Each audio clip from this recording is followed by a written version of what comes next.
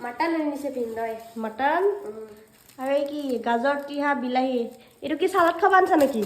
সালাদ বনাম হয় নেকি এই কাই বনাব আজি মই বনাম তো গাইজ ভিডিঅ'টো চাই থাকিবা আজি ভণ্টিয়ে মটন বনাব আৰু চালাড বনাব পুৰা 1.5 কেজি মটন লৈ আহিছে আমি 3জন মানুহ ভাবিছে আমি কিমান ৰাইজ হয় সেয়া চোৱা এতিয়া মটনখিনি ওলাব ভণ্টিয়ে আৰু ইফালে এইটো কৰি আছে আৰু ইফালে আমাৰ জেদু বাবু আহা এইটো জেদু বাবু আমাৰ যে মটনখিনি ওলাইছে চাওঁ কেনেকুৱা বঢ়িয়া ধুনীয়া খাম আৰু আজি ঠিকছে 1.5 কিলো পুৰা না ইয়া ভণ্টি কাটা কুটাত লাগি গৈছে ইয়া চোৱা আলু পিঁয়াজ চালাডৰ বস্তু চস্তু চব ওলাই ল'ল ভণ্টি কাটি কটা কৰি দিব তাৰপিছত বনাব তকো কৰিব লাগে নেকি কৰছোঁ দে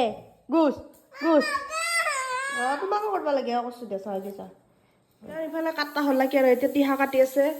এয়া পিঁয়াজ আলু কাটিলে আদা ৰহুনখিনি মই পিচি দিলোঁ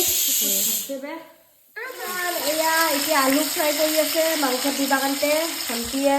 ঠিক আছে বঢ়িয়াকৈ বনাবি দে আজি ফ্ৰাই কৰি লওঁ তাতে হ'ল নেকি হৈ গ'ল আৰু এই আলুখিনি ভাজিছে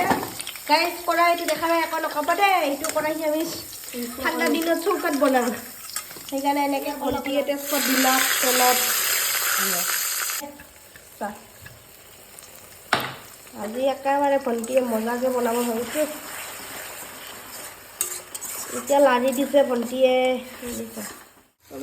এয়া মটন হৈ আছে এই দেখিছেনে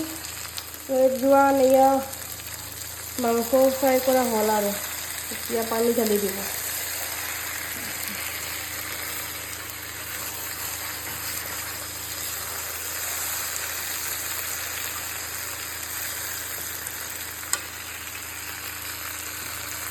এতিয়া গৰম পানী ঢালি দিব